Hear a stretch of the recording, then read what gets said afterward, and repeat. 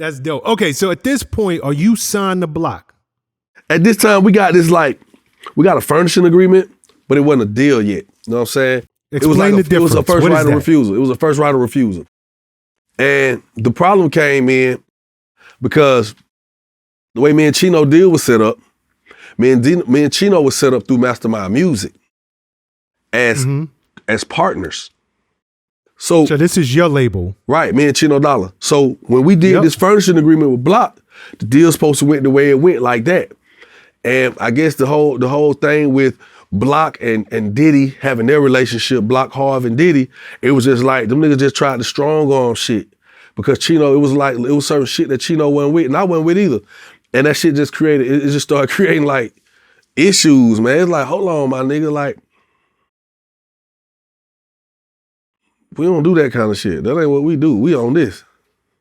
Okay, so hold on. Before we even go there, because I want to make you, obviously, Block is family. And I sat down and I interviewed with him, and I just want to make sure we at the same part of the story at the same time. Yeah.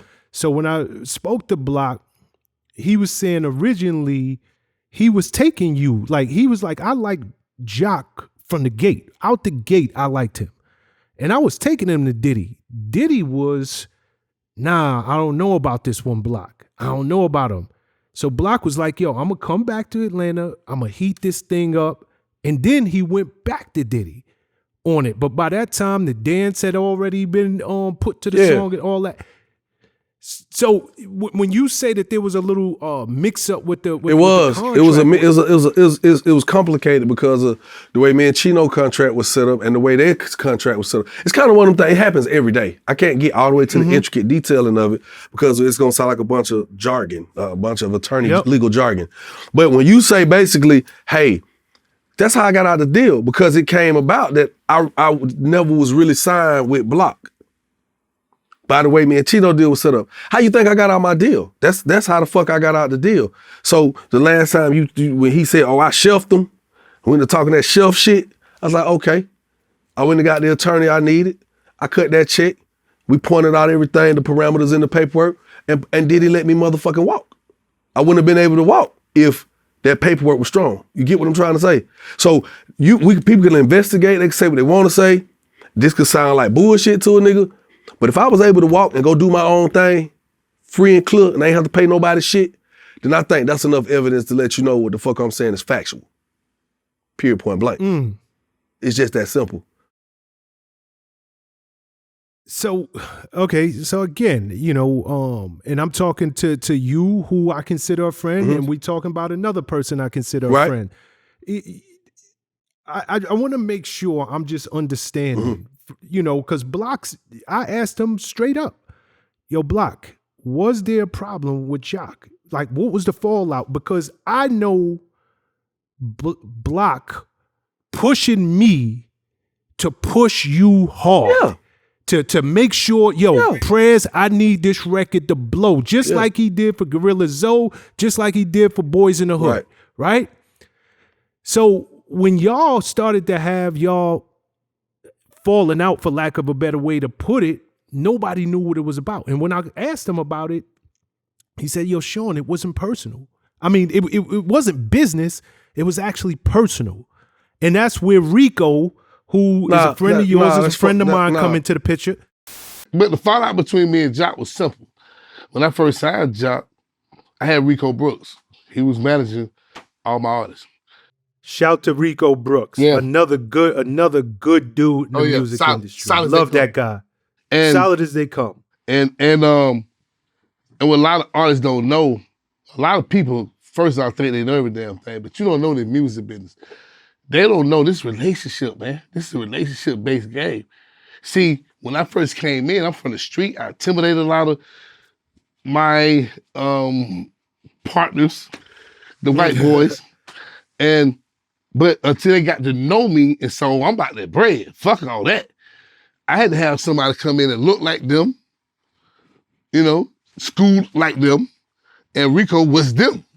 He was one of them. He was one of the boys. So they'll meet Rico first, and then that'll go through. Rico said, well, you want to holler at my partner? No, we cool. So Rico always made it happen because they didn't want to deal with me. They thought I'd be on some street shit. You know what I'm saying? That's what they thought. Because you know, back in them days, when street niggas was coming in, they always thought, oh, another Suge Knight. Nah, but I was about that bread by mine. So I wasn't studying that shit. But anyway, so I had a system set up. And I was like, listen, man, all my artists, listen, man, this is a system. You know, if I sign you, you gotta let Rico, because Rico got relationships. Let him, you know, it'll be easier. And Jock rolled with it until it was over. The first 2-3 years, then when it was over, he just cut him off. He just fired Rico. I said, no. But what I didn't like about it, though, was they were just on vacation / paid date. And you didn't pull your man to the side and say, hey, man, listen, this shit ain't gonna work. You know, to my lawyer. But when Rico got home, Rico had a letter in the mail from his lawyer saying, you know, you've been terminated. Bro, you couldn't tell this man, you been on the road with this man for 3 years, you couldn't tell this man, nigga, you fired, nigga. You know? Hell, I would love to tell a motherfucker you fired, honestly. In your face, nigga. But that's me. But, so when he bucked the system, he said, I can't do nothing with you no more. And it was the hottest artist in the world at this time. So you cut Jock off because you're so loyal to Rico Brooks. Absolutely. Nah, that's bullshit. Really? That's bullshit. You gotta think, let's be for real. Nigga you never seen an artist with a work ethic like me. And just not just past, let's just say, fuck work ethic. You never seen an artist, all right, with a sound mind. At that time, niggas wasn't having sound minds. I was the artist, I did everything. Nigga, I didn't miss flights, nigga, I didn't miss meetings, I didn't miss radio. Nigga, you didn't have to drag me, you didn't have to beg me. Nigga, I was beating you there. First and foremost, I can attest you to witnessed that. Just for the record. When I did my deal with Bad Boy, you was there. When I came to Daddy's house, and they like, yeah, we throwing you this big ass party, this signing party. And I'm like, oh shit, I'm finna party with Diddy, nigga, in Daddy's house. And when I get in that motherfucker, it's a isolated portable booth in the middle of that motherfucker. I got all these niggas in here popping bottles and popping champagne, beautiful women and shit. And you know what the fuck y'all asked me to do?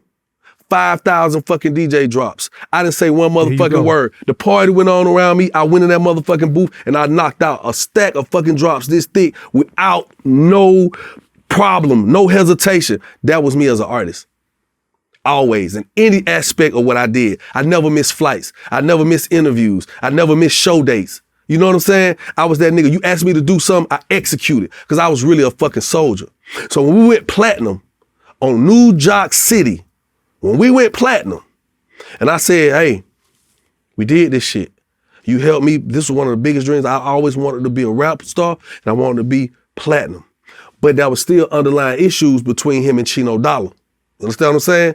And because they was doing some fuck shit with the paperwork and how he was handling the business, my nigga got involved in other shit in the streets with the motherfucking work. When he didn't have to do that because, nigga, we both supposed to be rich. Not me getting my part and he trying to figure out where the fuck he is coming from. So, you know what my nigga did? He went hard in them streets. Now, lo and behold, the inevitable happened. He got jammed up, so he had to go sit down, right? Nigga was a soldier. Nigga ain't tell on nobody. Nigga ain't do none of that. None of that whole shit. He went and did his shit. So I said, Block, I need to advance on my second album. Puffin Hoff said ain't no advance. How the fuck ain't no advance on my second album, nigga, when we just went platinum?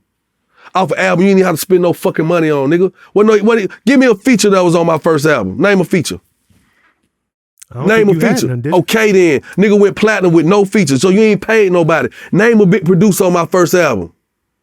One now. Okay then, nigga. So where the budget at? I came with my own records. I came with It's Going Down. I came with I Know You See It. You know what I'm saying? You know what I'm saying? I came with a lot of those records before I even knew this nigga. So you done basically, in real life, nigga, you done got them took an artist who came in with damn near half his project. So we paid some money to mix some shit?